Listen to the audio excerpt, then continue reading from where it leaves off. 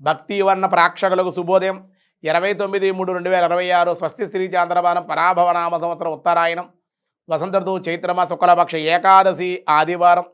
ఏకాదశి ఈరోజు ఉదయం 8:55 వరకు, ఆశ్లేష నక్షత్రం మధ్యాహ్నం 3:43 వరకు, శేషవర్జ్యం ఉదయం 6:28, రాత్రివర్జ్యం 3:31 నుండి 5:05 వరకు, అలాగే దుర్ముహూర్తాలు సాయంత్రం 4:31 నుండి 5:19 వరకు, సాయంకాల దుర్ముహూర్తాలు సూర్యోదయం 6:01, సూర్యాస్తమయం 6:08, అమృత గడియలు మధ్యాహ్నం 2:11, 3:43 వరకు, రాహుకాలం సాయంత్రం 4:30 నుండి 6 వరకు, రాహుకాలం శుభ సమయం ఉదయం 6 గంటల నుండి 7:10 వరకు, మధ్యాహ్నం 3 గంటల నుండి 4 వరకు, శుభకాలం వైద్యుతి యోగం రాత్రి 7:26, భద్ర ఉదయం 8:55, భవ రాత్రి 9:32.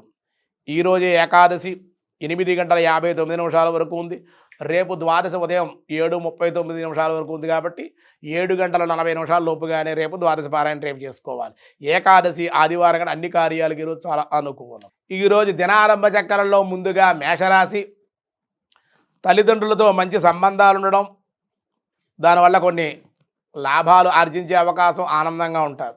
వృషభ రాశి వారు వ్యాపార మూలికంగా లాభాలు, విదేశీ ప్రయాణ అవకాశాలు, ధనయోగం. మిథున రాశి వారి ఉన్నత ఆలోచనలు, సంతానం ద్వారా శుభవార్తలు, దేవాలయ దర్శనాలు చేసే అవకాశం ఉంది. కర్కాటక రాశి వారు ఉన్నతమైన వ్యక్తులతో పరిచయాలు, నూతనమైన అభివృద్ధి, ఉద్యోగ ప్రాప్తి. సింహరాశి వారు మృష్టాన్న భోజనాలు, బంధు సంఘము, పుణ్యక్షేత్ర సందర్శనలు కూడా చేసే అవకాశం ఉంది. కన్యారాశి వారికి ధనము ఎంత వచ్చినను అధిక దుబారా చేసే అవకాశాలు, పైగా రుణములు కూడా చేసే ప్రయత్నాలు కూడా ఉన్నాయి. తులారాశి వారికి హాస్య సంభాషణ, మిత్ర సంగమం, కుటుంబంలో మార్పులు ఉన్నాయి. వృశ్చిక రాశి వారి ఆకస్మిక ప్రయాణాలు, ధనలాభము, రుణములు తీరుట, దానివల్ల ఆనందంగా ఉంటారు. ధనస్సు రాశి వారికి ఆరోగ్య లాభం, దీర్ఘరోగ నివారణ, కుటుంబ ఆనందం.